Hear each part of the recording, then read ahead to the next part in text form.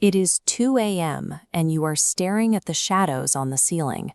You feel completely drained, but your brain remains hyper-alert, refusing to shut down despite the exhaustion. I am 58 years old, and for a long time, this was my nightly cycle. I spent years navigating the frustration of being tired all day, only to find myself wide awake when it mattered most. I found that by following a precise evening routine, I could restore my ability to sleep for 7 or 8 hours straight. This process doesn't rely on medication, but on a specific set of environmental and behavioral adjustments. While chemical aids can force a state of sedation, they don't address why the sleep was broken to begin with. Restoring a healthy schedule involves providing the brain with specific environmental cues that it no longer generates automatically as we age. This diagram shows the master 24-hour clock deep within the hypothalamus. It expects regularity, coordinating when you feel alert and sleepy. As we age, this clock's function deteriorates. This graph tracks the resulting sharp drop in melatonin, the body's natural sleep signaling hormone. Other physical changes compound the problem: hormonal shifts and prostate issues that lead to nighttime urination, and the yellowing of the lens, all make it harder for the body to maintain deep, restful sleep. Because the body is struggling with these biological changes, we must deliberately provide the external signals it needs to regulate its internal clock. The evening routine is designed to transition your household environment to mimic the setting sun. At 6 p.m., dim your overhead lights by 50%.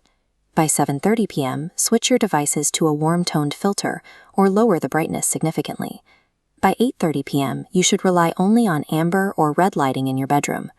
This comparison shows how blue wavelengths from standard screens suppress melatonin production by 50%. Amber wavelengths, however, allow the hormone to be released normally. A single exposure to bright light can ruin this preparation. Flipping on a harsh bathroom light for just a few minutes in the middle of the evening can stall your melatonin release for up to 45 minutes.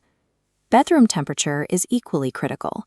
For the brain and body to initiate sleep, your core temperature must drop by 2 to 3 degrees Fahrenheit. Aim to keep your bedroom at approximately 65 degrees. Stepping out of a warm bath about 90 minutes before bed helps this cooling process.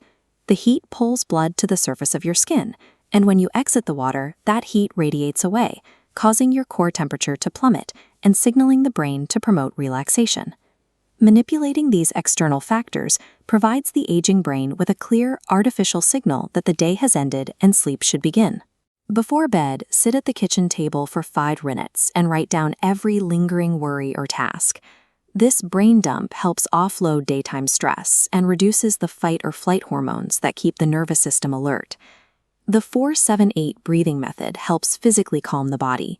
Breathe in through your nose for 4 seconds, hold for 7, and exhale through your mouth for 8. Digestion also interferes with the cooling process.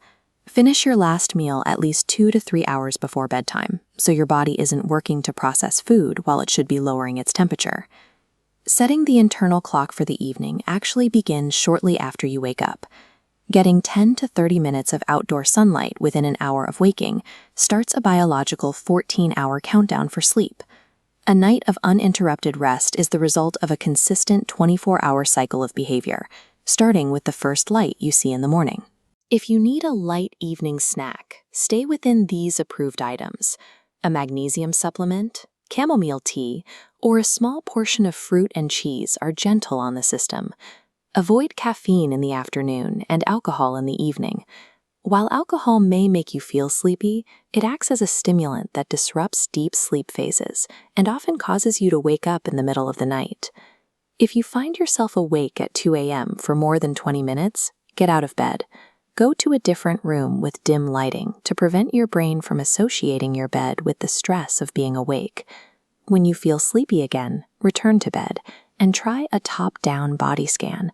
Focus on relaxing each muscle group individually, starting with your jaw and moving down through your shoulders to your feet. Midnight wake-ups should be addressed with a structured reset routine. Treating them as a timing issue rather than a crisis helps reduce the anxiety that often prevents us from falling back asleep. This shows the typical progression of sleep recovery. During week 1 and 2, the body slowly adjusts to the new schedule, with gradual improvements in duration.